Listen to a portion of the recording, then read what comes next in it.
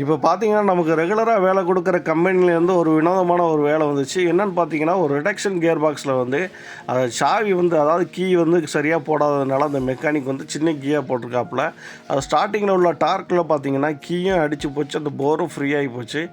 2 gear பாக்ஸும் அதே மாரி வம்பா போச்சு. அந்த மெக்கானிக் வந்து புது கியர் பாக்ஸ் வாங்கணும்னு சொல்லி ஓனர்ட்ட சொல்ல, அவர் வந்து நம்மகிட்ட ரெகுலரா குடுக்கறனால நமக்கு ஃபோன் அடிச்சு, இந்த மாரி பிரச்சனை அப்படின்னு சொல்லையில, கொண்டு வாங்க பார்ப்போம் அப்படின்னு சொன்னோன்னே, பிரித்து பார்த்தாங்கள வார்ம் கியரும் வார்ம் ஷாஃப்ட்டும் நல்லா இருந்துச்சு. அதனால் நம்ம புஷ்ஷு போட்டு ரெடி பண்ணலாங்கிறத முடிவு பண்ணி, இந்த மாதிரி ஒரு கேஸ்டிங் புஷ்ஷெல்லாம் நம்ம இறுக்கி அது வெளியே வராமல் இருக்கிறதுக்காக ஸ்க்ரூவை போட்டு நம்ம கம்ப்ளீட்டாக கீயும் செஞ்சு கொடுத்து, நான் 2 கியர் பாக்ஸும் நம்ம கம்ப்ளீட்டாக வேலை செஞ்சு கொடுத்தாச்சு.